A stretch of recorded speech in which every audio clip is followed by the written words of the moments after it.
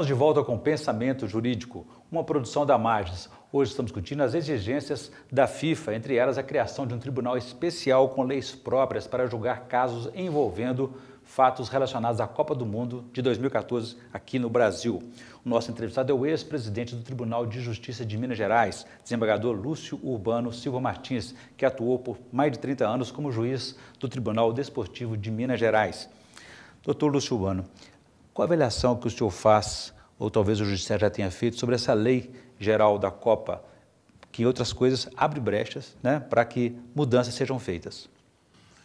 A excepcionalidade do evento levou a Presidente da República a uma iniciativa de fazer uma lei específica para a Copa, que se chama Lei Geral da Copa, com vários aspectos.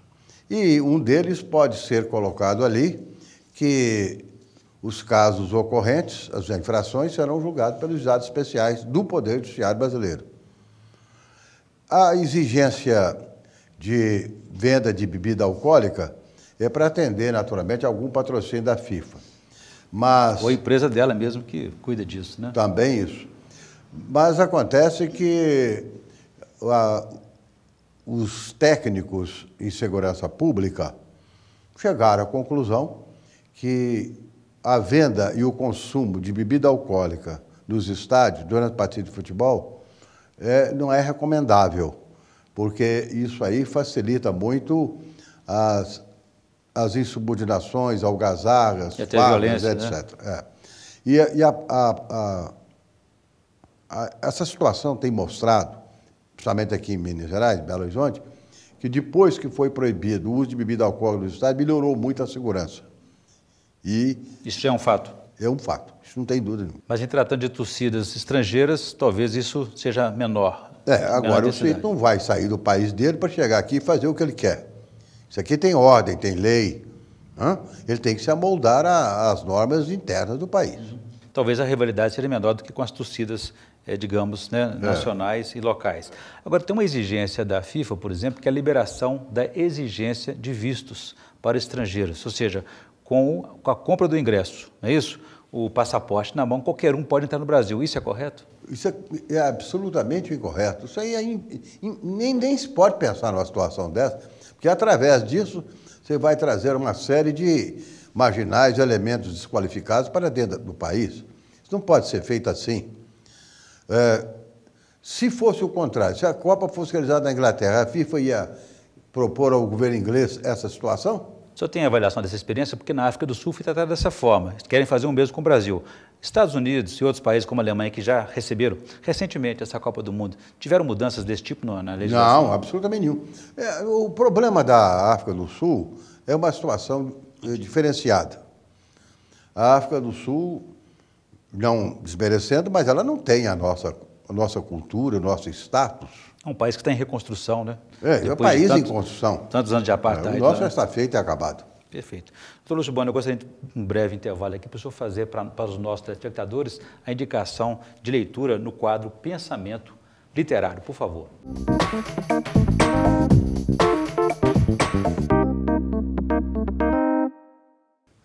Entre as várias obras que nós temos ultimamente frequentado, eu escolhi especialmente duas que me pareceram muito importantes.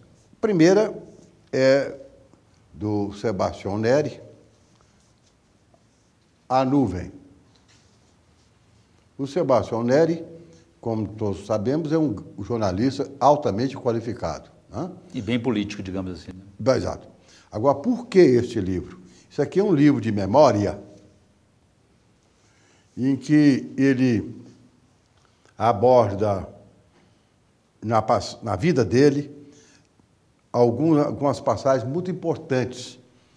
Primeiro é que ele conta que chegando a Belo Horizonte, onde ele morou, estudou e formou, vindo da Bahia, ele ingressou na Faculdade de Letras da Universidade Federal, que naquela época era lá no edifício Acaiaca, e lá ele integrou o Partido Comunista Brasileiro. Então ele conta a participação do estudante brasileiro no Partido Comunista. Essa que é a vantagem. Esse é que é o testemunho que ele dá no livro, que é muito importante. O outro testemunho que ele dá da maior significação é a participação do estudante brasileiro dos congressos internacionais comunistas, realizados na Rússia, na Polônia, na Tchecoslováquia, etc. Então, é uma obra, vamos dizer, histórica. Ela tem essas raízes importantes. E depois ele fala também sobre como era o jornalismo quando ele começou no Brasil, especialmente em Belo Horizonte. Como é que eram as redações de jornais em Belo Horizonte. E, finalmente... Então, faz uma passagem pela história brasileira e também pelo jornalismo brasileiro, do ponto de vista... Isso.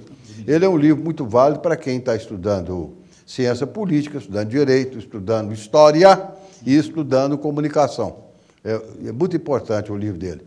E, no final, ele faz uma série de considerações sobre a política nacional.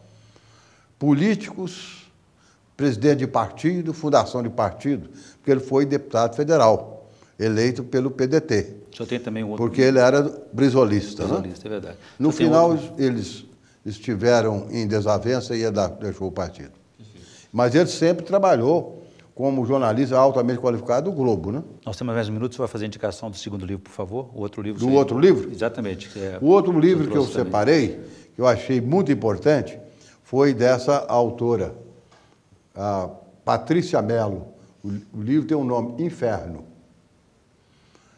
Por que isso? Esse livro, ela conta como é que é a organização familiar nas favelas do Rio de Janeiro.